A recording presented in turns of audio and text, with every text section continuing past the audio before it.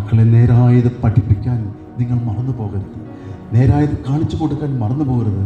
അതുകൊണ്ട് പൗലോസ് ശ്ലീഹ ഇന്ന് ഫിലിപ്പിയർക്ക് എഴുതിയ ലേഖനം 4-ാം അധ്യായത്തിൽ 7 മുതലുള്ള വാക്യങ്ങളിൽ വ്യക്തമായി പറഞ്ഞു തരിക, എന്നിൽ നിന്നും പഠിച്ചതും എന്നിൽ നിന്നും മനസ്സിലാക്കിയതും എന്നിൽ നിന്ന് കണ്ടതും എന്നിൽ നിന്ന് കേട്ടതും നിങ്ങൾ പ്രവർത്തിക്കുക. ദൈവമായ കർത്താവ് നല്ലൊരു പിതാവാണ് എന്ന് നമ്മെ കാണിച്ചു തരാൻ കുടുംബ പശ്ചാത്തലമെടുത്ത് ഒരപ്പൻ്റെയും അമ്മയുടെയും ആ ദാമ്പത്യ ജീവിതത്തിലൂടെ ദൈവം കൊടുത്ത മക്കളുടെ ജീവിതത്തെ കാണിച്ചുകൊണ്ടാണ് ഇന്നത്തെ സുവിശേഷത്തിൽ യഥാർത്ഥമായ ചിന്ത നമ്മെ സ്വാധീനിക്കണമെന്ന് സഭ ആഗ്രഹിച്ചുകൊണ്ട് നമ്മെ ഉദ്ബോധിപ്പിക്കുന്നത്. തുടക്കം തന്നെ നിങ്ങൾക്ക് എന്തു തോന്നുന്നു എന്ന് ചോദിച്ചുകൊണ്ടാണ് ഈശോ ഈ ഒരു നല്ല സംഭവം വിവരിക്കുക. നിങ്ങൾക്ക് എന്തു തോന്നുന്നു? ഒരപ്പനും അമ്മയും 2 മക്കളുമുള്ള ഒരു കുടുംബം, അധ്വാനിച്ച് ജീവിക്കുന്ന, കഷ്ടപ്പെട്ട് ജീവിക്കുന്ന, എല്ലാ ദിവസവും ജോലി ചെയ്ത് ജീവിക്കുന്ന, തനിക്ക് ഉണ്ടായിരുന്ന സ്ഥലത്ത് ഉള്ള മുന്തിരിത്തോട്ടത്തിൽ നന്നായി അധ്വാനിച്ച് അതിൻ്റെ ഫലം കൊണ്ട് ജീവിതം നന്നായി നയിച്ചുകൊണ്ടിരുന്ന ഒരു നല്ല കുടുംബനാഥൻ്റെ ജീവിതത്തെ കാണിച്ചുകൊണ്ട് ദൈവം ദാനമായി നൽകിയ കുഞ്ഞുങ്ങളിൽ എപ്രകാരമാണ് തൻ്റെ പിതൃവാത്സല്യത്തോടെയുള്ള സ്നേഹം കടന്നു ചെന്നത് എന്നും ആ പിതാവിനെ എങ്ങനെയാണ് ആ മക്കൾ സ്വീകരിച്ചതെന്നും നമ്മെ പഠിപ്പിക്കുക. ഒരു നല്ല പിതാവിനെ അവിടെ ഒന്നാമതായി നമ്മെ കാണിച്ചു തരുന്നു. ഒരു നല്ല മകനെ അവിടെ കാണിച്ചു തരുന്നു. അത് മൂത്ത മകൻ. രണ്ടാമത്തെ മകൻ വളരെ നല്ലവൻ എന്ന് വിശേഷിപ്പിക്കുന്നതിനേക്കാൾ ഉപരി നല്ല ചിന്തകളും തിരിച്ചറിവുമുള്ള, പിതാവിൻ്റെ ഹിതത്തിന് വഴങ്ങുന്ന നല്ല യോഗ്യനായ ഇളയ മകനെയും ഇവിടെ കാണിച്ചു തരികയാണ്. 2 മക്കളും പിതാവിന് തുല്യരാണ്, വിലപ്പെട്ടവരാണ്, മൂല്യമുള്ളതാണ്. മൂത്തവനെ സംബന്ധിച്ചിടത്തോളം ആദ്യത്തെ കൺമണിയാണ്. അവനെ ഏറെ സ്നേഹിച്ച് സഹിച്ച് വളർത്തി, ഓമനിച്ച് വളർത്തി, അരിഞ്ഞാണം പൊട്ടുന്നതുവരെ എല്ലാം കൊടുത്തു വളർത്തിയതാണ്. സ്നേഹിക്കുന്നുണ്ടോ? ഉണ്ട്. അപ്പനെയും അമ്മയും മാനിക്കുന്നുണ്ടോ? ഉണ്ട് എന്നായിരുന്നു ആ അപ്പനും അമ്മയും കരുതിയത്. എന്നാൽ ആ പിതാവ് പറയുക, മക്കളെ ഒരു കാര്യം ചെയ്യ്. മൂത്തവനോട് പറഞ്ഞു, നീ തോട്ടത്തിൽ പോയി മുന്തിരിത്തോട്ടത്തിൽ ജോലി ചെയ്യുക. ജോലി ചെയ്തേ നമുക്ക് ജീവിക്കാൻ സാധിക്കുകയുള്ളൂ. വിയർപ്പൊഴുക്കി ജീവിച്ചാൽ മാത്രമേ അധ്വാനത്തിൻ്റെ ആ മനോഹാരിത നിനക്ക് മനസ്സിലാവുകയുള്ളൂ. കുടുംബജീവിതത്തിലേക്ക് കടന്നു പോകുമ്പോൾ നിന്നെ ശക്തിപ്പെടുത്തേണ്ടത് ഈ അധ്വാനശീലമായിരിക്കണം. അധ്വാനിച്ച് ജീവിക്കുന്ന ഒരു മനോധർമ്മം നിനക്കുണ്ടാകണം. മറ്റുള്ളവരുടെ വിയർപ്പ് കൊണ്ട് ജീവിക്കാനല്ല, നീ നിന്റെ വിയർപ്പ് കൊണ്ട് ജീവിക്കാൻ ഈ കുടുംബത്തിൽ തന്നെ നീ പഠിക്കണം. അതുകൊണ്ട് നീ പോയി ജോലി ചെയ്യും. നമുക്ക് സ്ഥലമുണ്ട്, മുന്തിരിത്തോട്ടമുണ്ട്, നീ പുറത്ത് പണിക്ക് പോകണ്ട. നീ നമ്മുടെ സ്ഥലത്ത് തന്നെ ജോലി ചെയ്താൽ സുഭിക്ഷമായി ജീവിക്കാൻ നിനക്ക് സാധിക്കും. അതുകൊണ്ട് നീ പോയി ജോലി ചെയ്യുക. അവൻ പറഞ്ഞു, പോകാം. ഇത്ര നല്ല മകനാ, പോകാം. പക്ഷെ അവൻ പോയില്ല.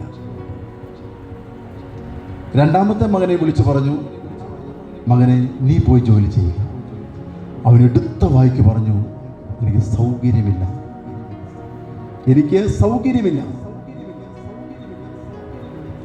അവന് പ്രത്യേകമായ വൈകാരികമായ ഭാവങ്ങൾ അവനിലേക്ക് പെട്ടെന്ന് വന്ന് തന്നോട് പറഞ്ഞത് അപ്പനാണ് എന്ന് അറിയാമായിരുന്നെങ്കിലും അവൻ്റെ സ്വതസിദ്ധമായ, അവൻ ഇന്നും പ്രകടിപ്പിച്ചുകൊണ്ടിരുന്ന ആ എടുത്തുചാട്ടത്തിൽ അവൻ ഉത്തരം കൊടുത്തു, എനിക്ക് മനസ്സില്ല. കുറച്ചു കഴിഞ്ഞ് അവൻ്റെ ഏകാന്തതയിലായിരിക്കുമ്പോൾ അവൻ ബോധ്യപ്പെട്ടു, ഞാൻ എൻ്റെ അപ്പനോടാണ് കയർത്തത്, ഞാൻ എൻ്റെ അപ്പനോടാണ് എതിർത്ത് പറഞ്ഞത്, ഞാൻ എൻ്റെ അപ്പനെയാണ് മറ്റുള്ളവരുടെ മുമ്പിൽ കുറച്ച് കാണിച്ചത്, എൻ്റെ അപ്പനോടാണ് ഞാൻ അനുസരണക്കേട് കാണിച്ചത്. എൻ്റെ അപ്പനോട് ഒരിക്കലും ഞാനത് പറയാൻ പാടില്ലായിരുന്നു. അവൻ ആത്മശോധന ചെയ്തു. അവന് വീണ്ടും വിചാരമുണ്ടാകുന്നു. ആത്മശോധന ചെയ്തിട്ട് അവൻ അവിടെ ഇരുന്നുകൊണ്ട് പശ്ചാത്തപിക്കുന്നു. അവൻ കുമ്പസാരത്തിൻ്റെ രഹസ്യത്തിലേക്ക് അവൻ കയറുക. പശ്ചാത്താപബോധം അവന് വരുന്നു. അവൻ ആരോടാണ് സംസാരിച്ചത്? അപ്പനോട്. എന്തിനാണ് സംസാരിച്ചത്? നല്ല കാര്യം പറഞ്ഞതിനെ എതിർത്തു. ക്ഷിപ്രകോപത്തോടെ അവൻ പറഞ്ഞു, എതിർത്തു. എല്ലാവരുടെ മുമ്പിൽ അപ്പനെ ചെറുതാക്കി. വളർത്തിയ അപ്പനെ പൂർണ്ണമായും തിരസ്കരിച്ച് കളഞ്ഞു.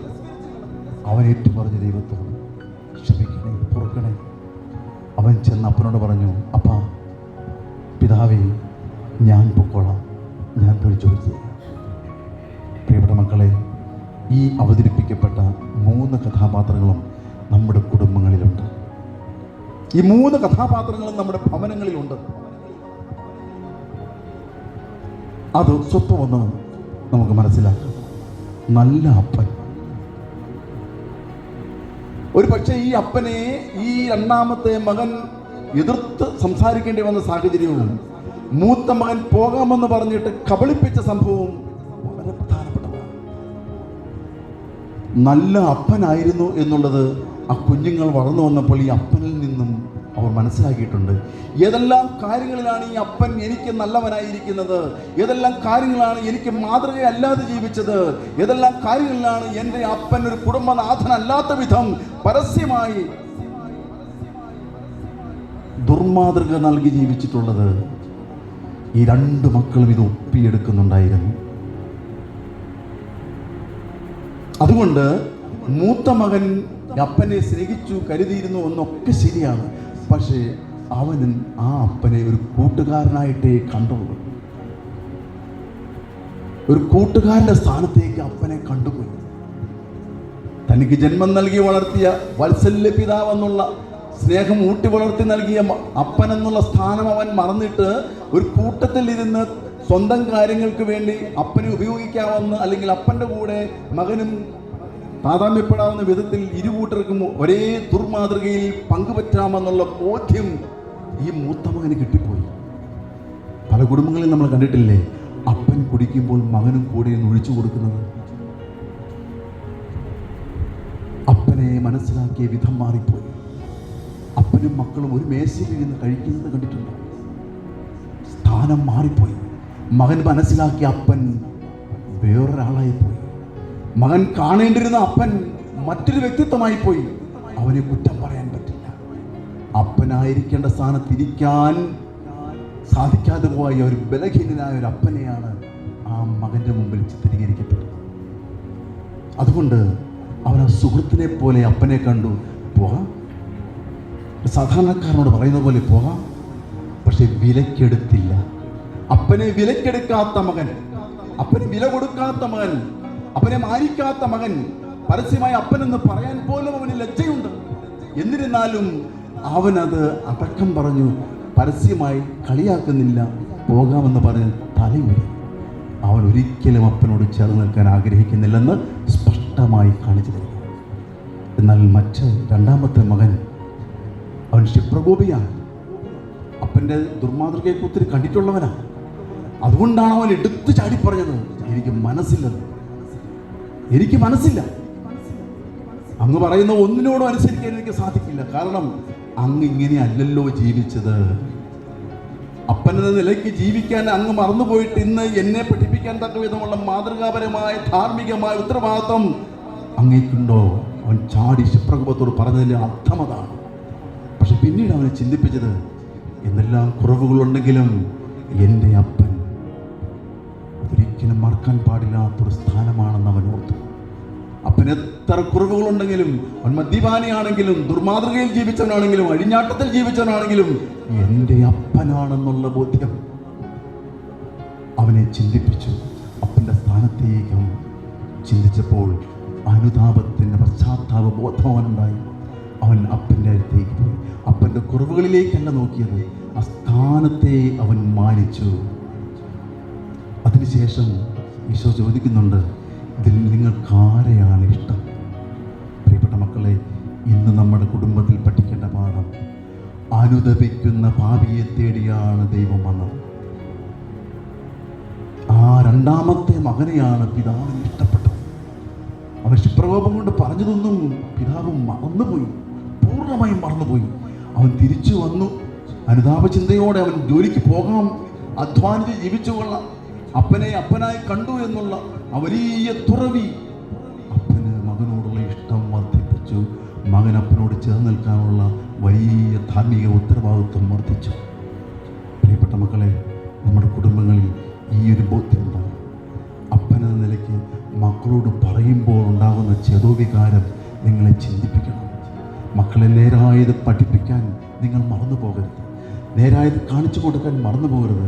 അതുകൊണ്ട് പൗലോസ് ശ്ലീഹ ഇന്ന് ഫിലിപ്പിയർക്ക് എഴുതിയ ലേഖനം 4-ാം അധ്യായത്തിൽ 7 മുതലുള്ള വാക്യങ്ങളിൽ വ്യക്തമായി പറഞ്ഞിരിക്കുക, എന്നിൽ നിന്നും പഠിച്ചതും എന്നിൽ നിന്നും മനസ്സിലാക്കിയതും എന്നിൽ നിന്ന് കണ്ടതും എന്നിൽ നിന്ന് കേട്ടതും നിങ്ങൾ പ്രവർത്തിക്കുക. എന്നിൽ നിന്ന് പഠിച്ചതും മനസ്സിലാക്കിയതും കണ്ടതും കേട്ടതും മാത്രം നിങ്ങൾ പഠിച്ചാൽ മതി, നിങ്ങൾ മനസ്സിലാക്കിയാൽ മതി, അതിൽ ജീവിച്ചാൽ മതി, നിങ്ങൾക്ക് ഐശ്വര്യമുണ്ടാകുമെന്ന് പൗലോസ് ശ്ലീഹ ഫിലിപ്പിയർക്ക് എഴുതിയ ലേഖനത്തിലൂടെ ജനസഭയെ ബോധിപ്പിച്ചുകൊണ്ട് ഒരു കുടുംബനാഥൻ്റെ ഉത്തരവാദിത്തത്തെ കാണിച്ചു തരികയാണ്. ഇന്നത് ആത്മാർത്ഥമായി പറയാൻ പറ്റുന്നുണ്ടോ? സാധ്യമാകുന്നില്ലായിരിക്കും. അനുദപിച്ച് പ്രാർത്ഥിക്കാം. പഴയ നിയമഗ്രന്ഥത്തിൽ ശമൂവേലിൻ്റെ പുസ്തകത്തിൽ ഏറ്റവും മനോഹരമായ 1-ാമത്തെ പുസ്തകം 2-ാമത്തെ അധ്യായത്തിൽ 31 മുതലുള്ള വാക്യങ്ങൾ വായിക്കുമ്പോൾ ഹൃദയഭേദകമായൊരു സംഭവമുണ്ടാകും. പുരോഹിതനായ ഏലി പുരോഹിതന് 2 മക്കളുണ്ടായിരുന്നു. ഇവിടെ നമ്മൾ കണ്ടില്ലേ ഈശോ കാണിച്ചത് 2 മക്കൾ. അതിൽ നിന്നൊക്കെ വ്യത്യസ്തമായ കഥാപാത്രങ്ങളായി വരുന്ന 2 മക്കളുണ്ട്, ഹോഫ്നിയും ഫിനഹാസും. ഏലി പുരോഹിതന്റെ പൊന്നോമനകളാണ് 2 മക്കളും. ദേവാലയത്തിൽ പരിശുദ്ധമായ മദ്ബഹായിൽ ശുശ്രൂഷ ചെയ്ത് ജീവിച്ച ആ ഏലി പുരോഹിതന് ദൈവം ദാനമായി കൊടുത്ത പൊന്നും കുടങ്ങളായ 2 കുഞ്ഞുങ്ങൾ. അപ്പൻ കാണിച്ചത് പഠിച്ചില്ല, അപ്പൻ പഠിപ്പിച്ചത് പഠിച്ചില്ല, മനസ്സിലാക്കിയില്ല, അപ്പനെ തിരിച്ചറിയാൻ സാധിച്ചില്ല, അപ്പൻ ഏത് സ്ഥാനമാണ് അലങ്കരിക്കുന്നത് തിരിച്ചറിയാൻ സാധിച്ചില്ല. ആ മക്കളുടെ സ്വാതന്ത്ര്യത്തിൽ മാതാപിതാക്കൾ അവരെ വളർത്തുക, മക്കളുടെ സ്വാതന്ത്ര്യത്തിൽ വളർത്തി. പഠിക്കണം, മക്കളുടെ സ്വാതന്ത്ര്യത്തിൽ മക്കളെ വളർത്തി. മക്കൾ പറയുന്നത് പോലെ മാതാപിതാക്കൾ വഴങ്ങിക്കൊടുത്തു. അവരുടെ ഇഷ്ടങ്ങൾക്കനുസരിച്ച് നോ പറയാൻ അവർക്ക് സാധിച്ചില്ല. അവർ വേണ്ടാത്ത സ്ഥലത്ത് പോയപ്പോൾ, വേണ്ടാത്ത കാര്യങ്ങൾ ഇടപെട്ടപ്പോൾ നോ പറയാൻ ആ അപ്പനും അമ്മയ്ക്കും സാധിക്കാതെ പോയതുകൊണ്ട് വന്ന ദുരന്തമാണ് ഇന്ന് പ്രിയപ്പെട്ട മക്കളെ വചനം നമ്മെ പഠിപ്പിക്കുന്നത്. ആ ഹോഫ്നിയും ഫിനഹാസും ഒരേ ദിവസം മരിച്ചുപോയി.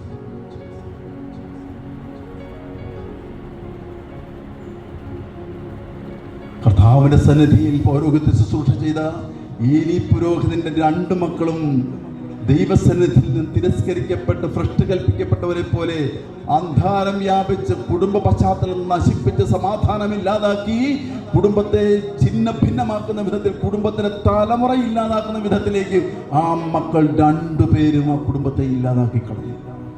അപ്പൻ നല്ലവനാണെന്ന് പറഞ്ഞിട്ട് എന്തെങ്കിലും കാര്യമുണ്ടോ? അപ്പൻ പുരോഹിതനാണെന്ന് പറഞ്ഞിട്ട് എന്തെങ്കിലും നേട്ടമുണ്ടായോ? ഇല്ല. പ്രിയപ്പെട്ട മക്കളെ, ആ പുരോഹിതനായ ഏലി പുരോഹിതൻ നമ്മെ പഠിപ്പിക്കുന്ന പാഠവും ഇത് തന്നെയാണ്. മക്കളെ ചിലത് പറഞ്ഞു കൊടുക്കുന്നതിൽ മറന്നു പോകരുത്. അപ്പനും അമ്മയും ചിലത് കാണിച്ചു കൊടുക്കുന്നതിൽ പിന്നോട്ട് പോകരുത്. ചില അരുതുകൾ കാണിച്ചു കൊടുക്കാൻ അപ്പനും അമ്മയും ബാധ്യസ്ഥരാണ്. അതല്ല, ആ കുഞ്ഞുങ്ങൾ അങ്ങനെ വളർന്നുകൊള്ളും, അവരുടെ സ്വാതന്ത്ര്യത്തിൽ അവർ വളർന്നോട്ടെ എന്ന് വെച്ചാൽ ആ മക്കൾ ചെന്ന് തൊടുന്നിടവും ചെന്ന് സ്പർശിക്കുന്ന എല്ലാ മേഖലകളും ദുരിതപൂർണമാകും, ദുരന്തമായി മാറും. കാരണം അവർക്ക് ഏതാണ് നല്ലതെന്ന് തിരിച്ചറിയാൻ ആരും ഒരു മാർഗം പറഞ്ഞു കൊടുത്തിട്ടില്ല. ആ ഹോഫ്നിയും ഫിനഹാസും ദയനീയമായി മരിച്ചു വീഴുകയാണ്. ഒരേ ദിവസം ചേട്ടനും അനിയനും മരിച്ചുപോയി. കുടുംബം ശിഥിലമായി, സമാധാനം പോയി. നമ്മുടെ പല കുടുംബങ്ങളിലും ഇങ്ങനെയുണ്ട്. മക്കൾ ജീവിച്ചിരിപ്പുണ്ടാവും, മരിച്ചതിന് തുല്യമാണ്. ഒരു അഭിവൃദ്ധിയില്ല, ഒരു സമാധാനമില്ല, ഒരു ഐശ്വര്യമില്ല, ഒരു പങ്കുവെപ്പില്ല, സ്നേഹമില്ല, ഒരു മേശയ്ക്ക് ചുറ്റുമിരുന്ന് കഴിക്കില്ല. സ്പർദ്ധയോടും വെറുപ്പോടും അസൂയോടും പകയോടും കൂടി അപ്പനെ കാണുന്ന മക്കൾ, അല്ലെങ്കിൽ അപ്പൻ മക്കളുടെ അടുത്ത് കയറാതെ നടക്കുന്നവർ, അപ്പൻ മകൻ്റെ വീട്ടിൽ ചെല്ലുന്നില്ല, അല്ലെങ്കിൽ മകൻ അപ്പൻ്റെ കൂടെ ഇരിക്കുന്നില്ല. ഈ പശ്ചാത്തലം ഏലി പുരോഹിതന്റെ കുടുംബ പശ്ചാത്തലം. പ്രിയപ്പെട്ട മക്കളെ, ഒരിക്കലും നിന്റെ കുടുംബത്തിൽ ഈ അന്തർചിത്രം കടന്നു വരാതിരിക്കട്ടെ. മക്കളോട് നല്ലത് പറഞ്ഞു കൊടുത്ത് നേരായ വഴിയിൽ നടത്താൻ നിവിമുഖത കാണിക്കരുത്. മക്കൾ അപ്പനെയും അമ്മയും തിരിച്ചറിഞ്ഞ് കൂടെ നിൽക്കുന്നതെന്നും ആന്നു പോകരുത്. അതുകൊണ്ടാണല്ലോ ഇന്ന് യാക്കോബിൻ്റെ ലേഖനത്തിൽ നമ്മളോട് പറയുന്നത്, ദൈവത്തോട് ചേർന്ന് നിൽക്കുക. നീ നിന്റെ പൈശാചിക ശക്തികളെ ചെറുത്തു നിൽക്കാനുള്ള ആത്മാഭിഷേകത്തിൻ്റെ പരിശുദ്ധാത്മ ശക്തി നേടുക. അപ്പോൾ ദൂരെ പിശാച് ഓടിപ്പോകുന്നു നിനക്ക് ദർശിക്കാൻ സാധിക്കും. പിശാച് നിന്നെ തൊടില്ല, നിന്റെ ഭവനത്തെ തൊടില്ല, നിന്റെ ഭവനത്തിൽ കാലുകുത്തില്ല. അതല്ലാത്ത പക്ഷം നിന്റെ കുടുംബത്തിൽ പിശാച് കയറി ഇറങ്ങി നിന്റെ അപ്പൻ്റെ സ്ഥാനത്തെയും മക്കളുടെ സ്ഥാനത്തെയും ശിഥിലമാക്കി ഒരു ലോഡ്ജിൽ താമസിക്കും വിധം കിടന്നുറങ്ങി എഴുന്നേറ്റ് ജീവിക്കുന്ന കുടുംബമായി മാറും. ലോഡ്ജിൽ എത്ര പേർക്ക് വേണമെങ്കിലും കിടക്കാം. ലോഡ്ജിന് അതാത് ദിവസത്തെ വാടക കൊടുത്താൽ മതി. ഒന്ന് കിടന്നുറങ്ങാൻ, ഒരു പ്രാഥമിക കാര്യങ്ങൾ ചെയ്യാൻ, ഒന്ന് ഭക്ഷണം കഴിച്ച് വിശപ്പടക്കാൻ ഒരു ലോഡ്ജ് മതി. ഭവനം അങ്ങനല്ല. ആത്മാവിൻ്റെ ചൈതന്യം കൊണ്ട് നിറയണം. ഒരു നല്ല പിതാവിനൊത്ത് സ്നേഹത്തിൻ്റെ ആർദ്രതയിൽ ഒരു നല്ല കുടുംബനാഥൻ ഉണ്ടാകണം. ആ കുടുംബനാഥൻ്റെ വിലയറിയുന്ന വിയർപ്പ് കാണുന്ന മക്കളുണ്ടാകണം. ആ കൂട്ടുത്തരവാദിത്വം ജീവിക്കുന്ന ഒരു അനുഭവം കുടുംബത്തിലുണ്ടെങ്കിൽ ഒരു നല്ല മുന്തിരിത്തോട്ടത്തിൻ്റെ അനുഭവം ആ ഭവനത്തിലുണ്ടാകും. നമുക്ക് പ്രാർത്ഥിക്കാം. ഈ ബലിപീഠത്തോട് ചേർന്ന് നിൽക്കുമ്പോൾ, കർത്താവേ, അപ്പനെന്ന സ്ഥാനത്ത് എനിക്കുണ്ട കുറവുകൾ ഞാൻ ഏറ്റുപറയുന്നു. മക്കളെന്ന സ്ഥാനത്ത് ഞാൻ എൻ്റെ ബലഹീനതകളെ അറിയുന്നു. തിരിച്ചറിവിൻ്റെ പരിശുദ്ധാത്മ ശക്തി എന്നെ തിരിഞ്ഞു നോക്കാൻ ഈ ബലിപീഠത്തിൽ നിന്നുള്ള ശക്തി എനിക്ക് ബലമാകണമെന്ന് പ്രാർത്ഥിക്കാം. പിതാവിനും പുത്രനും പരിശുദ്ധാത്മാവിനും സ്തുതി.